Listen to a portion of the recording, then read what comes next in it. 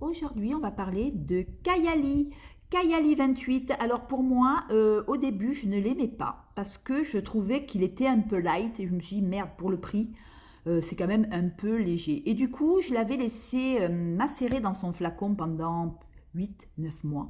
Le jus a commencé à foncer et là, aujourd'hui, je me retrouve avec une vanille assez fleurie. Non seulement elle est gourmande, mais elle est aussi fleurie par l'orchidée vanille et le jasmin. Alors le jasmin, c'est vrai que le jasmin et l'orchidée vanille, c'est-à-dire la fleur de vanille, donnent un côté non seulement sucré, mais aussi fleuri.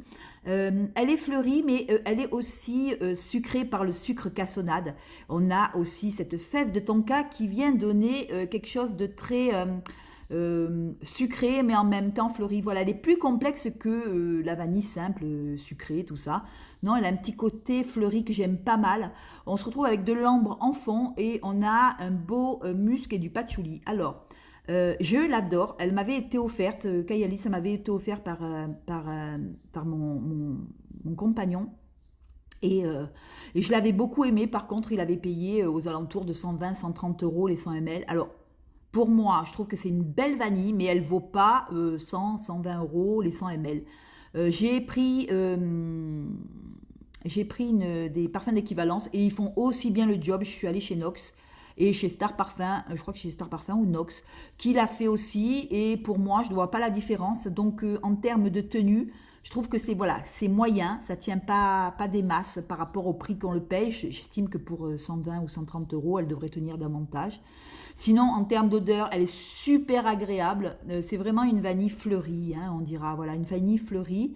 Une vanille aussi assez gourmande par cette fève de tonka qui arrive et ce sucre cassonade qui amène, je crois, toute sa sucrosité, sa douceur, son côté gourmand. Mais une fois que j'aurai fini le flacon, je le reprendrai plus parce que je vous dis, ils en ont fait des parfums d'équivalence et pour moi, ils faisaient aussi bien l'affaire que le Kayali. Voilà, je ne suis pas trop Kayali à la base. Moi, je ne suis pas très Kayali parce que j'estime que pour le prix, il y a mieux ailleurs. Vous avez les parfums de Dubaï qui sont vachement mieux voilà, que le Kayali. Mais maintenant, c'est un cadeau, donc voilà. Je vais le finir et je pense plus le reprendre.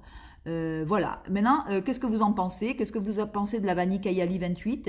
Qu'est-ce que vous pensez de ce parfum? Dites-moi-le en commentaire, n'hésitez pas. Je vous fais de très gros bisous. Bisous, bisous.